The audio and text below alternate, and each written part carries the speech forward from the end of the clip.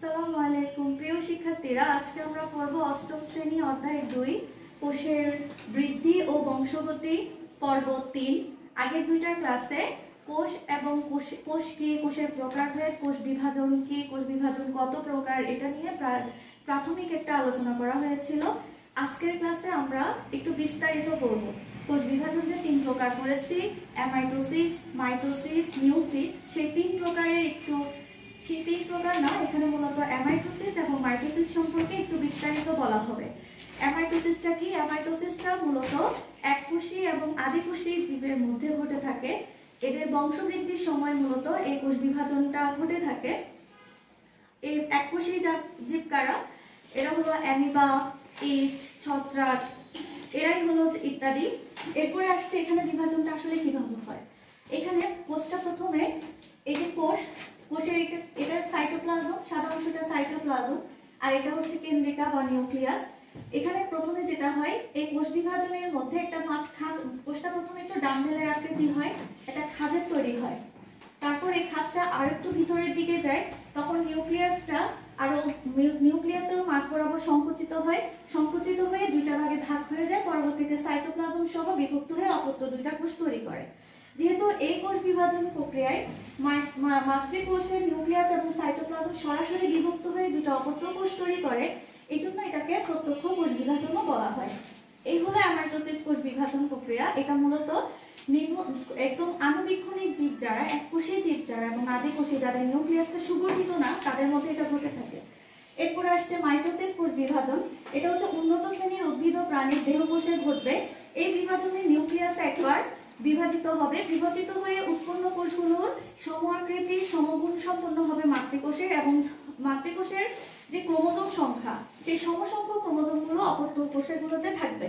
এখানে আমি একটু চিত্রের মাধ্যমে দেখিয়েছি যে এটা যদি মাতৃকোষ হয়, সেখানে নিউক্লিয়াসটা একবার বিভাজিত হবে, এবং একবার বিভাজিত হয়ে যে দুইটা কোষ তৈরি করবে, এই কোষ দুইটার মধ্যে ক্রোমোজোম সংখ্যা 2n থাকবে।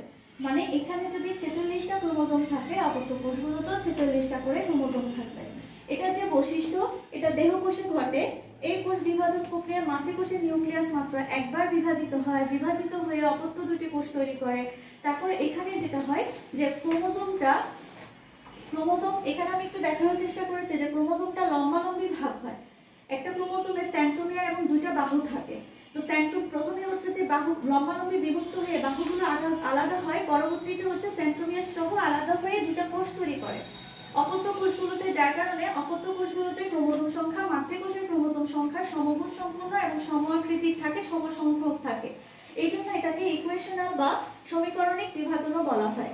এই যে এটা কোথায় কোথায় ঘটবে, উদ্ভিদের বর্ধনশীল অংশ, মূলের অগ্রভাগ, ভ্রূণমুকুল, ভ্রূণমূল, বর্ধনশীল পাতা, তারপর মুকুল ইত্যাদিতে এরকম বিভাজন দেখা যাবে। আর প্রাণীর ক্ষেত্রে দেহকোষে ঘটবে ভ্রূণ, যেটা একটা শিশু যখন মায়ের গর্ভে থাকে, এটাই হচ্ছে তার ভ্রূণীয় অবস্থা। এই ভ্রূণের যে বৃদ্ধি, এই বৃদ্ধিটার সময়, এরপর হচ্ছে যে নিম্নশ্রেণী প্রাণী ও উদ্ভিদের অজনজননের সময়, অজনজনন হচ্ছে যেখানে নিষেকের প্রয়োজন হয় না, শুক্রাণু এবং ডিম্বাণুর প্রয়োজন হয় না, সেই বিভাজনটাই হচ্ছে অজনজনন। তো নিম্নশ্রেণীর প্রাণী এবং উদ্ভিদের অজনজননের সময় এই ধরনের বিভাজনটা হয়ে থাকে। এরপর আসছে মাইটোসিসের দুইটা পর্যায় হয়, একটা হচ্ছে ক্যারিওকাইনেসিস আর একটা হচ্ছে সাইটোকাইনেসিস। ক্যারিওকাইনেসিসটা কি? এটা হচ্ছে নিউক্লিয়াসের বিভাজন, আর সাইটোকাইনেসিসটা হচ্ছে সাইটোপ্লাজমের বিভাজন। মাইটোসিস যে বিভাজন, সেখানে ক্যারিওকাইনেসিসটা 5টা ধাপে হয়। এই 5টা ধাপ হলো prophase, prometaphase, metaphase, anaphase, telophase. এই 5টা ধাপ অতিক্রম করলে নিউক্লিয়াসটা বিভাজিত হয়, আর এরপরে সাইটোপ্লাজমের বিভাজন হয়। এই ক্যারিওকাইনেসিস এবং সাইটোকাইনেসিস শুরু করার পূর্বে কোষটা বিভাজনের জন্য একটা প্রস্তুতি নেয়। এই যে প্রস্তুতি যে কাল, এটাকেই বলে ইন্টারফেজ। ইন্টারফেজটা অবশ্যই ক্যারিওকাইনেসিস এবং সাইটোকাইনেসিসের আগে হবে। একটা কোষ যখন বিভাজনের জন্য প্রস্তুতি নিবে, সেই প্রস্তুতি কালটাই হচ্ছে ইন্টারফেজ। এরপরে ক্যারিওকাইনেসিস ঘটবে, এরপরে সাইটোকাইনেসিস ঘটবে। আগামী ক্লাসে আমরা prophase, prometaphase, metaphase, anaphase, telophase সম্পর্কে বিস্তারিত পড়ব। আশা করছি আজকের ক্লাসটি তোমাদের সবার ভালো লাগছে। সবাই ভালো থাকবে। আল্লাহ হাফেজ।